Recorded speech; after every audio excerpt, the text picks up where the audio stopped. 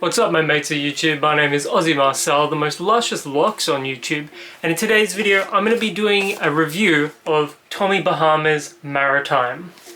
Now this is a fragrance, it's an eau de cologne concentration, but don't let that deter you because I found the performance to actually be not as bad as you would expect from an eau de cologne. Now an eau de cologne is naturally going to have less fragrance oils than an eau de toilette, an eau de parfum, or just a parfum.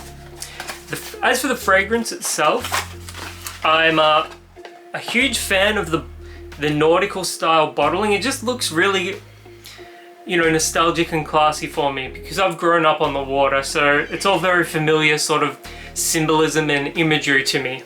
And here it is here. I've covered Deep Blue, Maritime Deep Blue on this channel before, and I'm a big fan of that one. I actually prefer Deep Blue to just the regular Maritime, even though this is a clone of Abercrombie and Fitch's Fierce. Another one, I know. Lately, I'm trying these fragrances and I'm buying them, blind buying them to review for the channel. And a lot of them have just been clones of Abercrombie and Fitch's Fierce. That's not a good thing, it's not a bad thing. I like the Fierce DNA, and this is the lighter, fresher, slightly more aquatic take on it, as you would expect from a fragrance called Maritime. So I'll just show you the atomizer. It's decent, it's not the best, but it's definitely not the worst. As for the fragrance itself, it's got a bright citrus punch in the opening, and it also has that immediate aromatic lavender note as well, and that lavender just lasts throughout the entire duration of the fragrance. Performance on my skin, last night I wore it after I showered and I got about 4 to 5 hours of performance from it, which is decent for an eau de cologne. Just keep that in mind, this is not an eau de toilette, it's not going to last like that.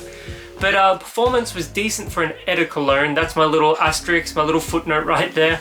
And yeah, I don't have too much more to say about it than that. If you're a fan of aromatic lavender fragrances, especially men's ones, this is probably going to appeal to you. I'm not going to give it my highest rating possible for obvious reasons. I love the design. Just the overall packaging I'm a huge fan of it. I probably like the design and the aesthetic of the fragrance more than I like the fragrance itself. But, don't take that the wrong way because I do like the fragrance here. I like the Fierce DNA. This is just a fresher take on Fierce, which is decent. So I'd probably give it a 6.5 out of 10 if I had to give it a rating. Yeah, so, when it comes to these eau de colognes, you can't sort of judge them in comparison to an eau de toilette or an eau de parfum because it's just not fair. Like, you're gonna get way more performance out of a toilette or a parfum, and that's just the fact of the matter. Anyways, have you ever worn a Tommy Bahama fragrance before? I don't see them too often in Australia, so it's always good to find one, especially at a good price. I got this one for $30 Australian, and at that price it was okay. I definitely don't regret it. I'm gonna wear this as a little fresh summertime scent, and it's summer here in Australia, so it's appropriate for that. Anyways, let me actually close the video this time by saying my name is Aussie Marcel, the most luscious locks on YouTube, and until the next video, I'll catch you guys around.